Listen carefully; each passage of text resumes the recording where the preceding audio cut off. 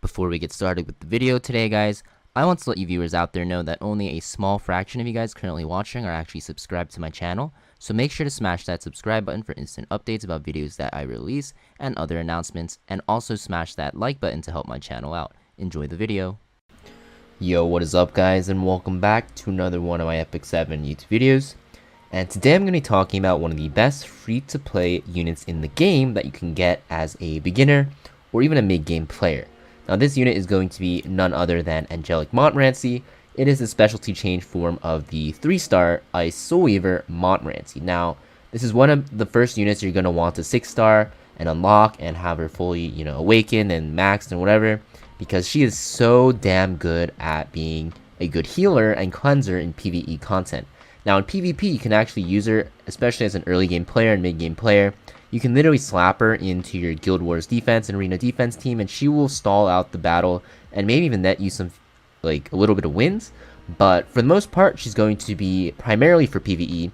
And when you do build her, you're going to use her all the way through late game because she is a super strong cleanser and healer, like I said.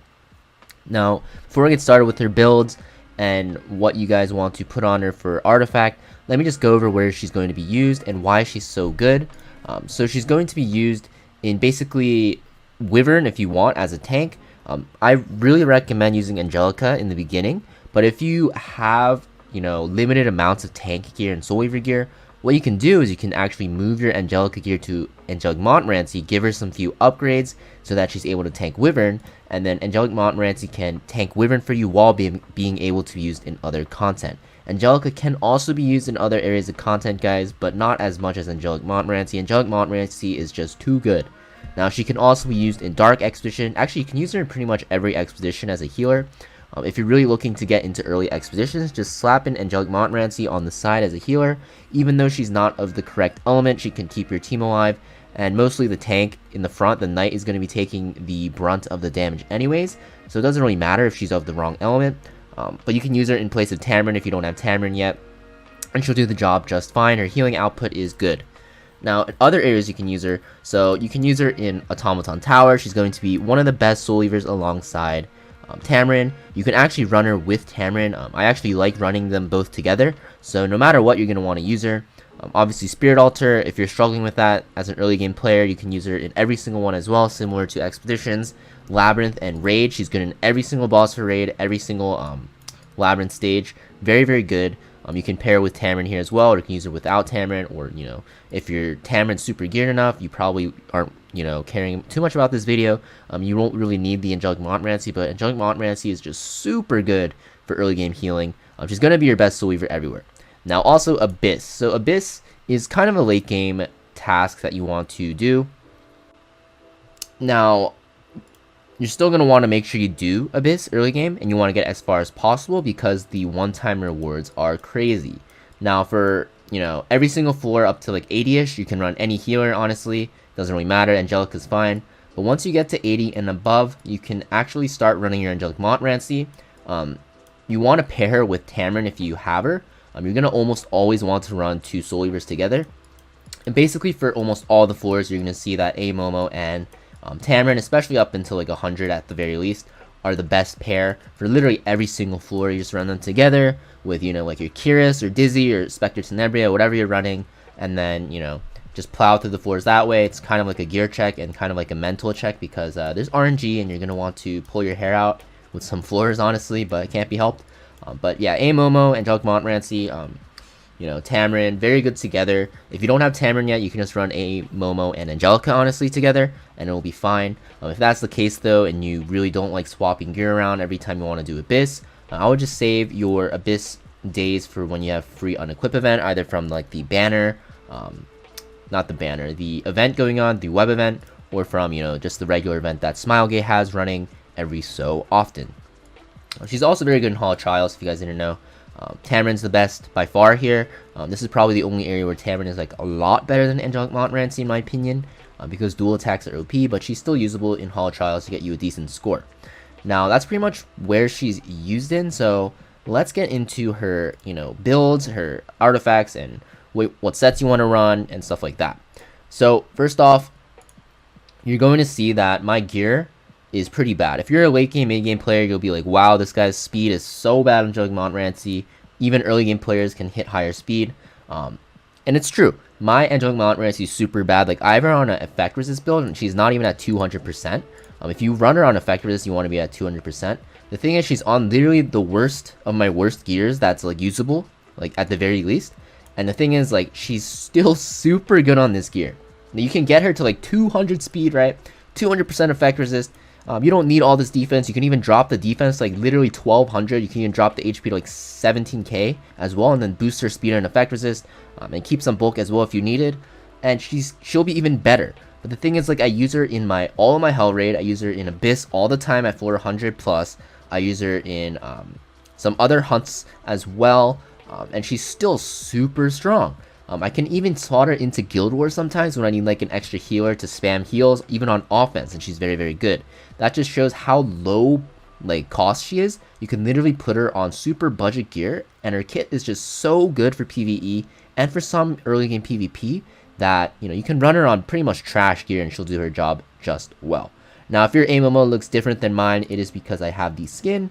If you don't have the skin, I think it is going to the shop soon if it's not there already. This is from the summer event. Yeah, she looks pretty nice in the skin, so if you guys really like this unit, you might want to pick up the skin. Not telling you guys to spend, but, you know, it is an option. But yeah, for the most part, you're going to want to run her on speed set no matter what. I think speed set's the most important. For the second set, the 2-piece set, you can run effect resist set to help her reach her 200% effect resist. The reason why you want 200% is because once you hit 200% effect resist, for PvE, you're going to pretty much resist everything in the game. You might want higher on a PvP build because, you know, if the opponents have more effectiveness, you're going to need more effect resist and so forth.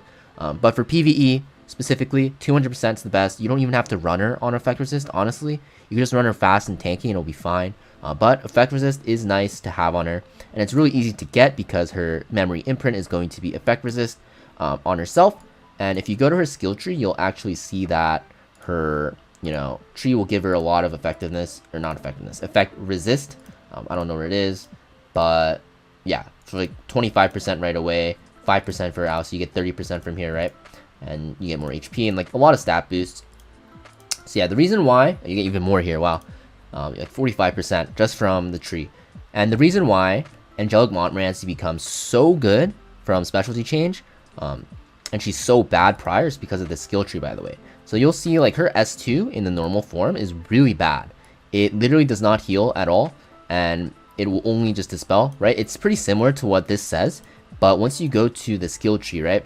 The skill tree will have skill upgrades that are not listed on the skill itself, and you have to go and look at inside the skill tree. So you'll see Purification's the S2, so you can actually cleanse 2 debuffs if you get lucky. It's a 25%.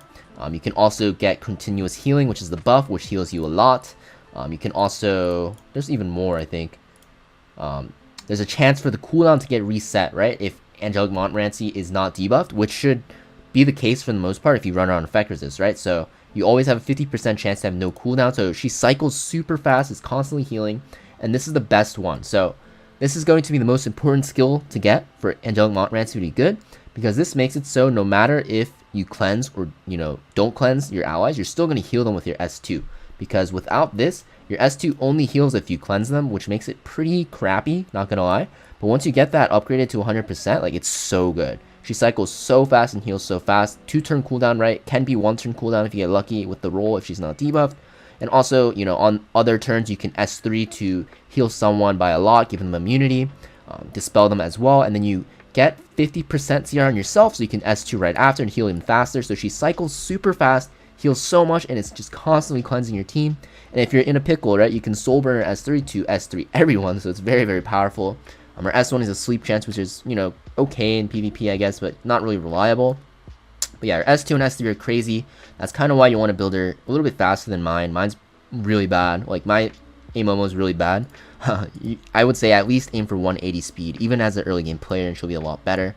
But she cycles super fast, she'll just keep healing, and she will just do your team a lot of work.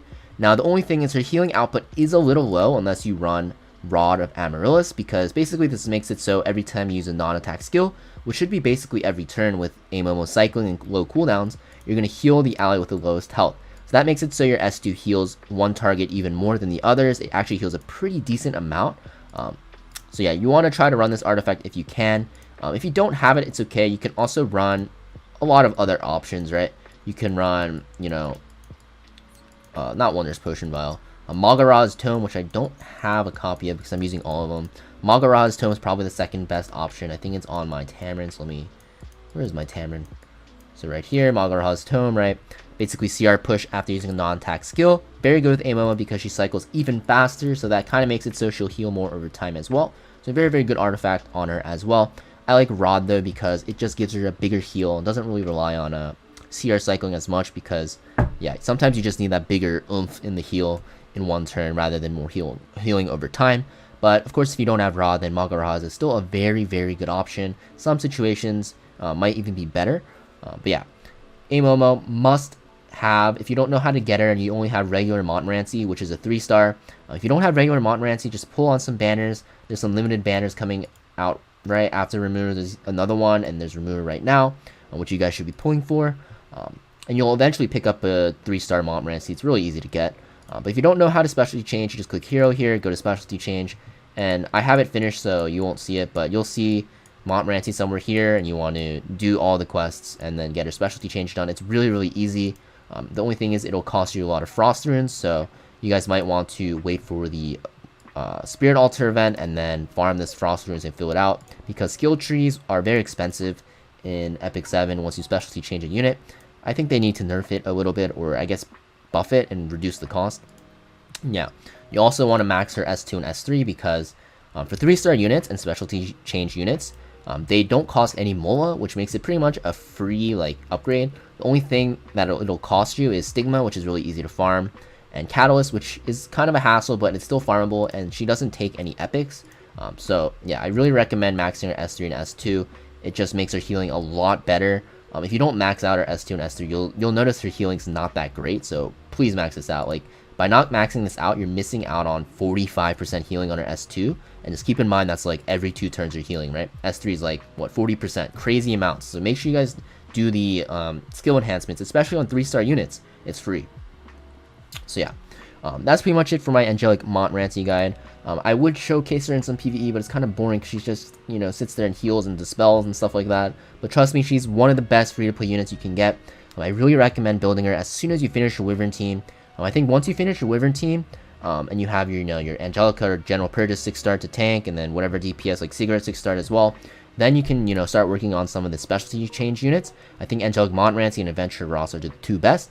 I personally think Angelic Montmorancy is a little bit better because you can have her frontline still, and then once you finish her, you can get Ras done. But Angelic Montmorancy, top priority for new players, and even mid-game players if you don't have her built yet, make sure you build her. She's so good in PvE, and she's still usable in PvP as well, especially in a meta that has, heavy debuffs, and you'll see that there are a lot of debuffs right now anyways.